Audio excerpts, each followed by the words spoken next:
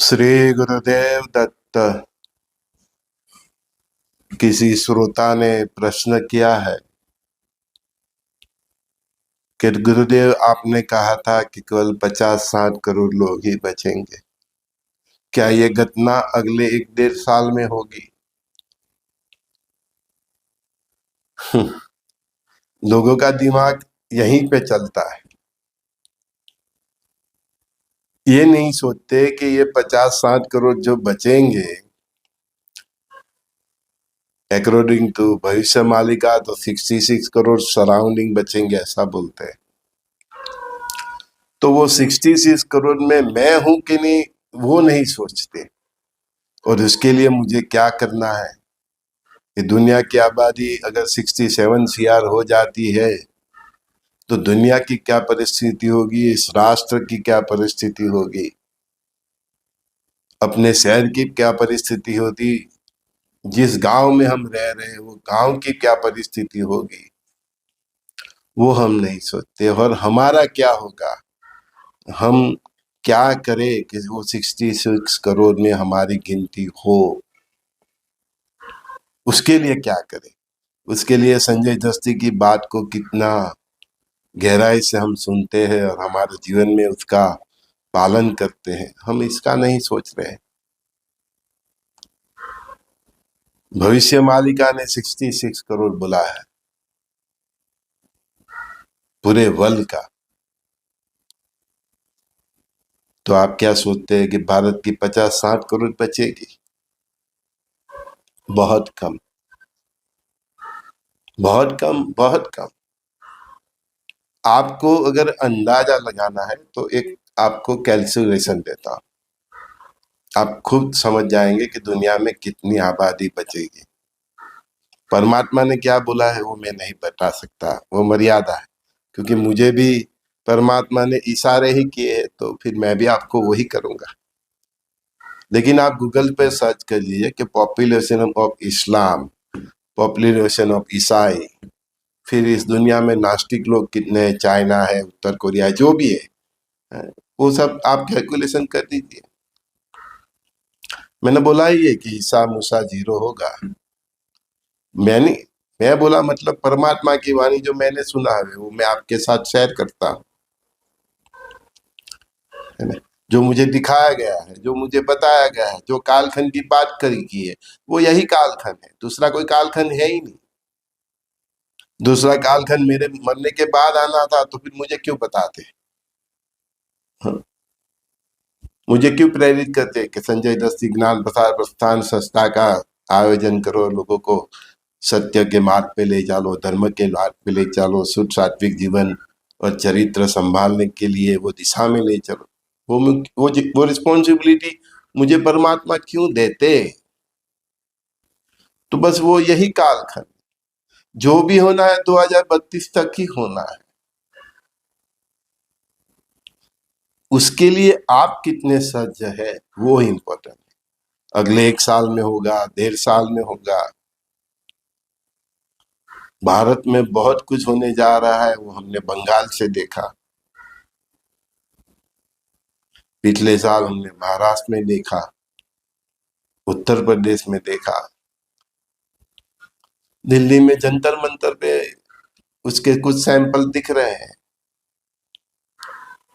मैंने आपकी सेफ्टी के लिए ही बताया कि रोड पे मत उतरना, बिन जरूरी विवाद में मत उतरना, क्योंकि कल की रुद्र भगवान को जो करना है वो करना ही है, जो आपकी इच्छा है।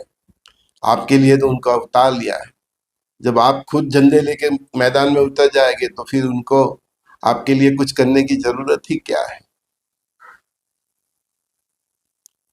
मैं इसीलिए बार बार बोलता हूँ कि किसी भी पराये मंदिर, मस्जिद, गिरजाघर, चर्च को नुकसान मत करना, राष्ट्रीय संपत्ति को नुकसान मत करना, दूसरे धर्म की माता बहन भाइयों को मत करना, राष्ट्र के विरुद्ध मत जाना। ये सब परमात्मा का खेल है। वो चाहते हैं कि आप संघर्ष में उतरो, और 2 पत्थर की जो गंती होती है चक्की, बस उसमें आप पिस जाओगे। जिसको प्रभु पे भरोसा है वो बच जाएगा। लेकिन राष्ट्र के अगेंस्ट गए आप, सनातन धर्म के अगेंस्ट गए और दूसरे किसी धर्म को जानबूझकर नुकसान करने की कोशिश की, तो वो सब परिस्थितियां आपके अगेंस्ट होगी और आप कुछ नहीं कर पाएंगे, बस आप केवल अपना सर्वनाश करेंगे। एक बात का आप संशोधन कर लो, मैंने आपको बताया, अभी बताया कि दुनिया में पॉपुलेशन ऑफ ईसा और पॉपुलेशन ऑफ मूसा, वो देख लो। मिडिल ईस्ट की पूरी आबादी देख लो, यूरोप की देख लो, अमेरिका की देख लो, कनाडा की देख लो, फ्रांस की देख लो, ब्रिटेन की देख लो, जर्मनी की देख लो देख लो आप, न्यूजीलैंड की देख लो, ऑस्ट्रेलिया की देख लो, जीरो के बराबर होनी है। भारत में भी पूरा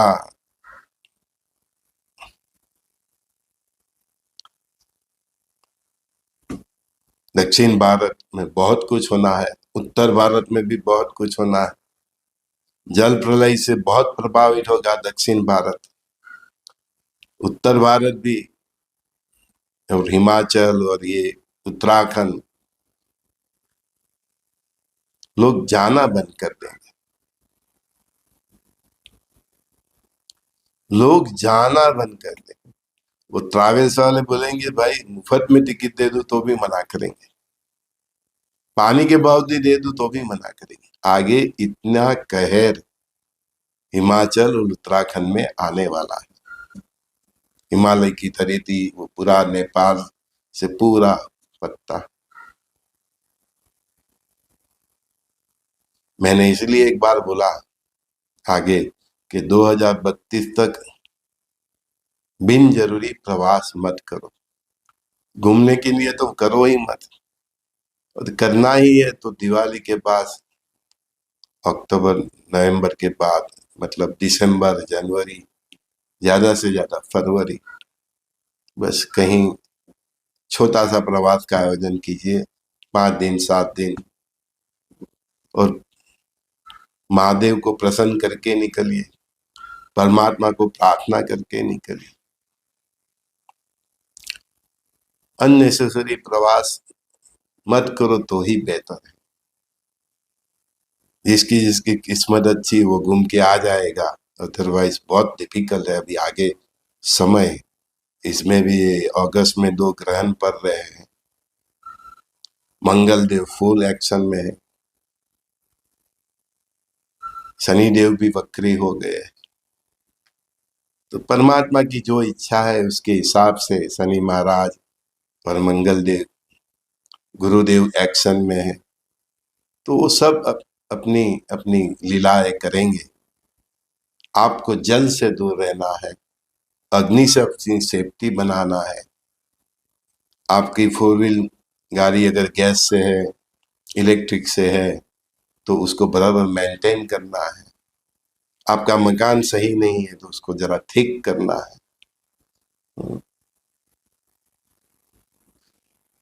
बहुत कुछ करना है आपको, प्लान भी आपको रेडी रखना है। कितना बचेगा वो आंकड़ा बहुत भयावह है, जितना मैं समझा। सारांश में तो इतना ही बताया कि 12 गांव जाएंगे तो 1 मकान मिलेगा। 12 गांव, आप कोई शहर में रह रहे हो तो उससे पहला गांव कौन सा आता है वो गूगल मैप में देख लेना, दूसरा गांव कौन सा आता है, तीसरा गांव कितना कौन सा आता है, तो फिर देख लेना कि आपके शहर से या आप जहाँ रह रहे हो उधर से 12वां गांव कौन सा है, कितना किलोमीटर पड़ता है। तो 12 गांव जाएंगे तो आपको एक झोपड़ी, मतलब एक मकान मिलेगा जिसमें कोई परिवार को या कोई इंसान रहता होगा। फिर उसके आगे 12 गांव जाएंगे, इतना प्रलय। तो फिर मैं करोड़ों में भी कैसे बता सकता। ये कल की रुद्र भगवान ने जन्म लिया है, अवतार लिया। कोई हल्का काम होता तो परमात्मा क्यों आते। मैं बार बार बोल रहा हूं कि ये महाभारत 2 है।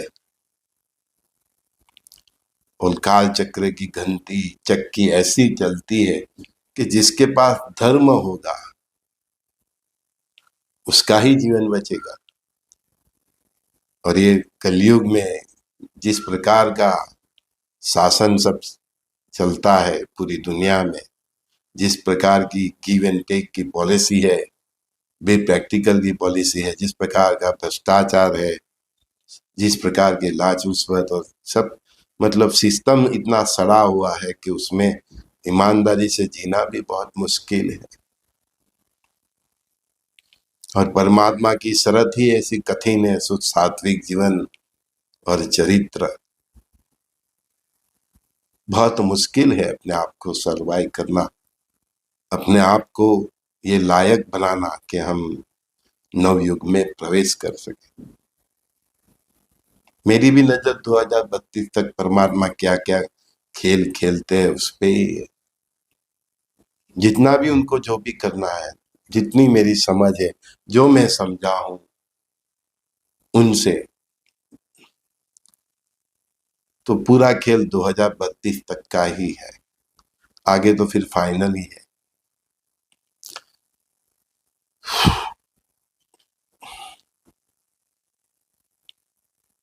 एक स्टेट में 1 करोड़ लोग भी बचे तो भी बहुत है।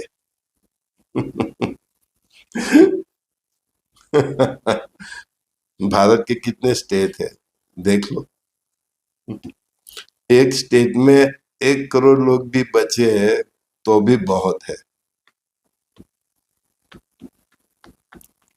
और दूसरा आपको इशारा करूं कि पापियों और पाप का स्रोत अगर परमात्मा खत्म करते हैं तो आप ही देख लो कि आपके इर्द गिर्द से कितने लोग बचेंगे।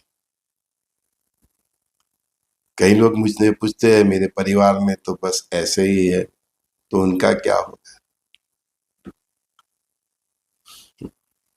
पूरी लंका जली तो केवल विभीषण ही बचे थे, और महाभारत हुआ तो कौरव में केवल विदुर जी ही बचे थे।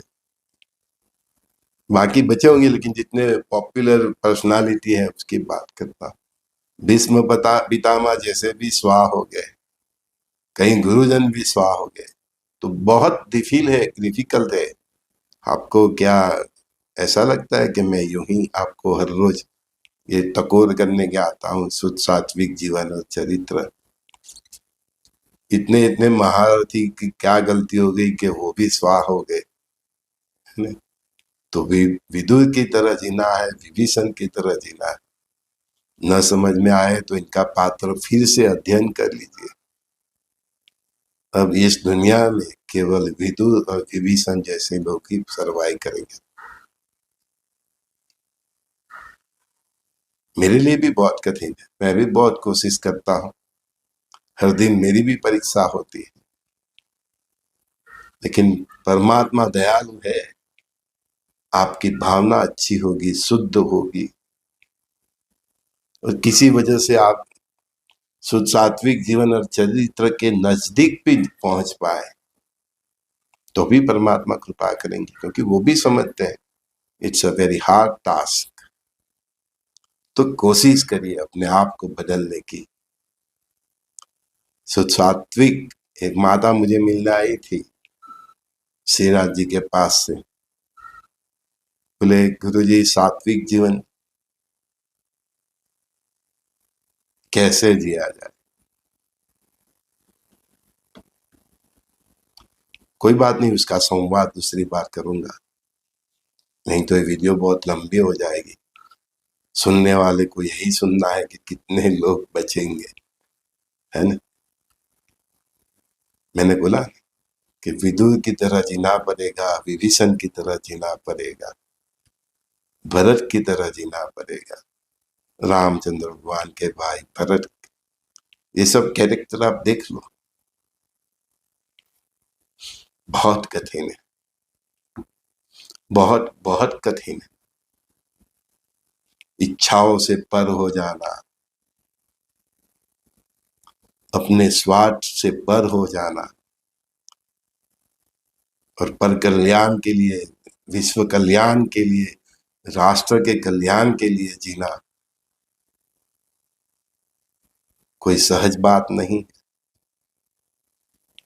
भक्ति का मार्ग दिखता बहुत सरल है, लेकिन उसके ऊपर सतत चलते रहना बहुत मुश्किल है।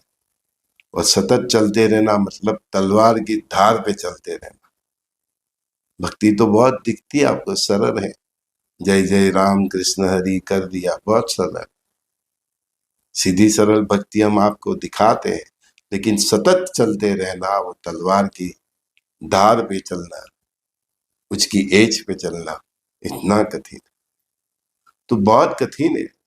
और परमात्मा ने बहुत कठिन टास्क दिया है, कठिन ही लेकिन, क्योंकि उनको तो पूरा क्लीन सेव करना, क्लीन एकदम नीट एंड क्लीन।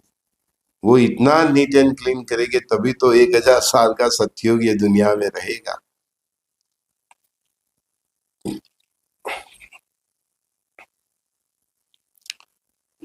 हे प्रभु, कृपा करना, सब पे कृपा करना, थोड़ी दया रखना। मैं तो परमात्मा से यही प्रार्थना करता हूँ कि हमारे यहाँ एग्जाम भी होती है, तो 100 में से 35 मार्क लाते हैं, उसको भी पास कर देते हैं। तो कहीं के तो 100 में से 30 आते हैं, फिर भी उसको मास प्रमोशन दे देते हैं। तो आप इतनी कृपा रखना, अदरवाइज आपने बहुत स्ट्रिक्ट किया।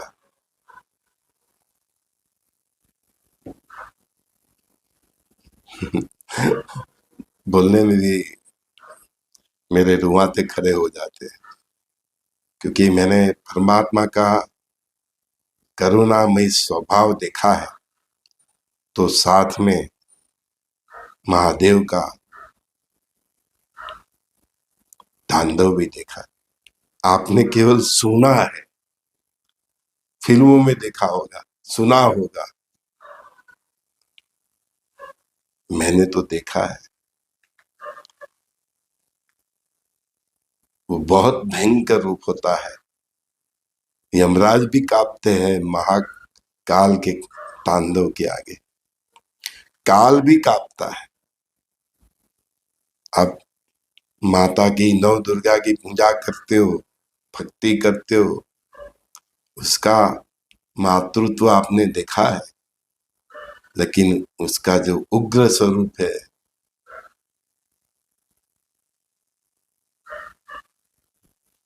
कई लोग के तो हार्ट ऐसे ही फेल हो जाए। इसीलिए मैंने बोला कि जब कल की रुद्र भगवान की सवारी निकलेगी, कई पापी लोग तो ऐसे ही मर जाएंगे। ये, और जो मैं देख रहा हूं वो समय यही है, 26 से 32 तक का। लोग पूछते हैं कब होगा, कब होगा। परमात्मा ने जो इशारे किए, जो चल रहा है उसी दिशा में चल रहा है, तो वो यही कालखंड है। 32 तक धैर्य रखो, लेकिन उससे भी जरूरी बात ये है कि हम परमात्मा की जो परीक्षा है, सात्विक जीवन और चरित्र, वो हमारा चरित्र, और ये 3 पेपर है, शुद्ध सात्विक जीवन और चरित्र। उसमें पास होने के लिए हमें क्या करना है, वो भी अगले ये 5-6 साल में। और हमारी परीक्षा कभी भी आ सकती है, 6 महीने में भी आ सकती है, साल में आ सकती है, 1 महीने में भी आ सकती है, कभी भी किसी का पेपर आ जाएगा, सडनली आएगा। उसमें पास होना, इसीलिए तो मैं हर रोज आता हूँ सत्संग करने, आपको कराने, कि आपने जो भी थोड़ा बहुत कुछ नाम ले लिया, श्री गुरुदेव दत्त 3 बार बोलता हूँ, ओम शिव मंत्र 3 बार बोलता हूँ, आपने भी बोल लिया, सुन लिया, पूरा दिन गुनगुना लिया, तो आपका कल्याण हो जाए। हम तो परमात्मा से रिक्वेस्ट करते हैं कि इतना कठोर मत होना।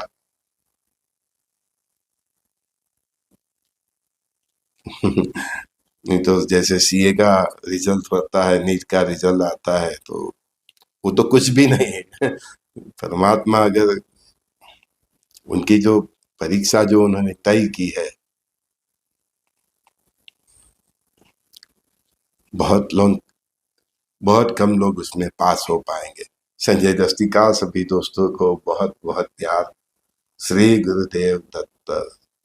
बस एक ही बात आपको मैं बताता हूँ, कब होगा वो छोड़ो, वो परमात्मा की लीला है, कल की रुद्र भगवान की लीला है। उसको जब जो करना है वो करेंगे।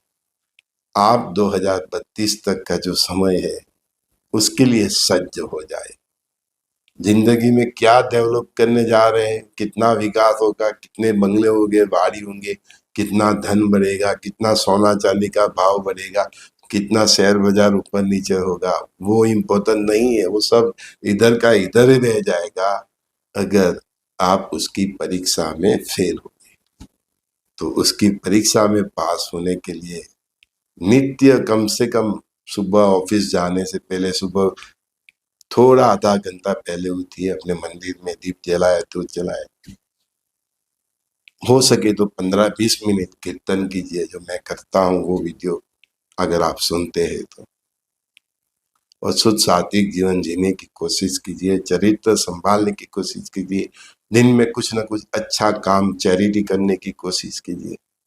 अदरवाइज मैं आपको बता दूं, आपकी मिलकर आपका सेविंग सब धरा का धरा रह जाने वाला है, कुछ काम नहीं आएगा। मैं बोला हूँ आगे के सोना चांदी रास्ते पे पड़ा होगा तब भी कोई उठाने वाला नहीं होगा कि क्या करेंगे इसको। उनको भी समझ में आ जाएगा कि रियल प्रॉपर्टी ये तीन ही है, शुद्ध सात्विक जीवन और चरित्र। उसके सामने सोना चांदी जवेरात खेती बाड़ी बड़े बड़े बंगले बड़े बड़े सब फेल है। तो फिर जब वो उनको ज्ञान हुआ आ जाएगा, वो जो समझ लेंगे, वो सब जब देखेंगे तो भी सोना चांदी को तो छुएंगे भी नहीं। इंसान की खूबसूरती उसके सद्गुण से दिखेगी, सद्गुण ही उसके आभूषण होंगे, गहने होंगे। समझ में आया? तो भी सोना चांदी को तो कौन छुएगा? जिसके पास पड़ा होगा तो पड़ा होगा, जैसे पूर्वजों हमारे पूर्वज जो के पास था, जो आज हमारे पास है, फिर आज हम आगे उसके हमारे बच्चों के पास हो, क्योंकि ऐसे भी वो देवों की संपत्ति है ना। वो देवों की ही संपत्ति है। जिसने अपनी संपत्ति बनाने की कोशिश की, उसकी मुट्ठी परमात्मा ने खोल दी।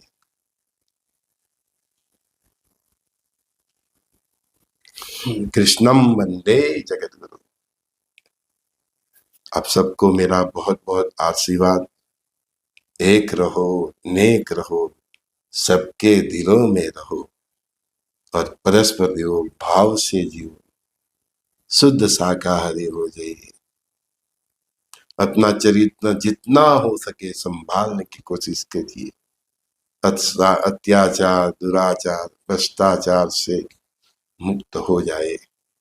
अपनी माताओं पे, अपनी अर्धांगिनियों को डांटने का भी बंद कर दीजिए। कई मर्द अपनी वाइफ के ऊपर बहुत रोब जमाते हैं, मारते हैं, कूटते हैं। बहुत बुरा हाल होगा आप लोगों का। कई बहना भी बहुत गलत काम करती है, कई भैया भी, बहुत बुरा हालत। सब कुछ छोड़ दीजिए, सीधे सरल बन जाइए।